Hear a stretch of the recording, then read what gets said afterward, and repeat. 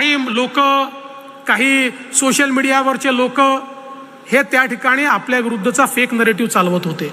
एक लक्षात घ्या, हे छोटं षडयंत्र नाही आहे. ही या 4-5-10 लोकांची अवकात पण नाही आहे की एवढा मोठा इको ते करतील. याच्या पाठीमागे फार मोठं षडयंत्र आहे. आज ज्या प्रकारचे अल्गोरिदम्स या ठिकाणी तयार करून आणि हे सगळं लोकांपर्यंत खोटं पोचलं पाहिजे अशा प्रकारचं षडयंत्र झालं. हे काही मुठभर लोकांच्या बसचा रोग नाही आहे. याच्या मागे त्या शक्ती आहेत ज्या शक्तींना असं वाटतं भारत मजबूत नाही झाला पाहिजे, ज्या शक्तींना वाटतं मोदीजी प्रधानमंत्री राहिले तर हा देश जगामधला सर्वोत्तम देश होईल. ज्यांना हे माहिती आहे की मोदीजींसमोर आता आपला देश टिकाव धरू शकणार नाही, अशा अनेक प्रवृत्ती एकत्रित आल्या आहेत. आणि या प्रवृत्तींनी या ठिकाणी या देशामध्ये परिवर्तन व्हावं म्हणून मदत केली आहे. हे षडयंत्र देखील हळूहळू बाहेर येत आहे.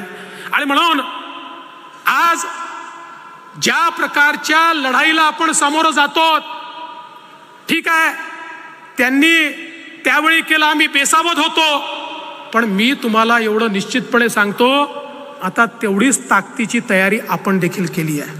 आता चिंता करण्याचं कारण नाही आहे. फेक नरेटिव्हला थेट नरेटिव्हने उत्तर देण्याची ही सगळी इकोसिस्टीम आपण तयार करतो. पण तुमच्याकडनं अपेक्षा आहे, पुन्हा तुमच्याकडनं अपेक्षा आहे, भारतीय जनता पक्षाचे कार्यकर्ते किती आहेत, पदाधिकारी किती आहेत. म्हणजे असं सांगतायत की एकदा स्वातंत्र्यवीर सावरकरांनी असं म्हटलं होतं की सगळे भारतीय थुंकले तरी देखील इंग्रज वाहून जातील. असं आपल्यापैकी प्रत्येकाने रोज एक जरी पोस्ट केली ना तरी देखील फेक नरेटिव्ह संपून जाईल, एक पोस्ट.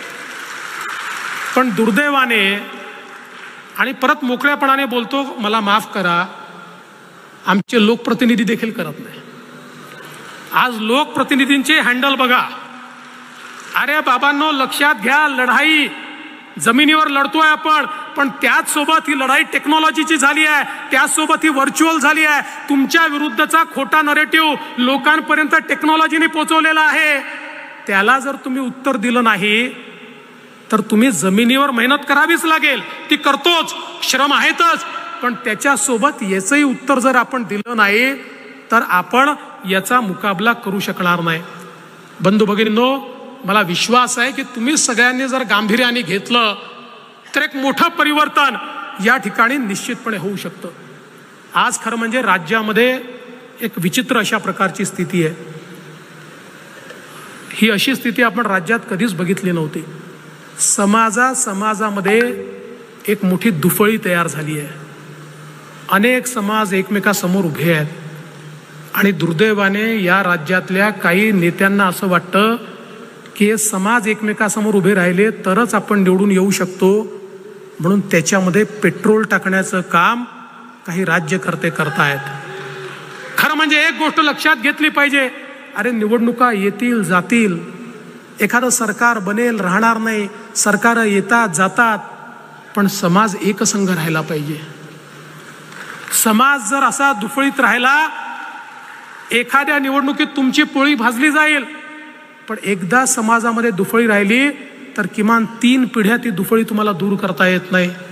कुठे आम्ही समाजाला आमच्या नेतो आहोत, काय नेमकं आम्ही करतो आहोत, याचा देखील विचार झाला पाहिजे.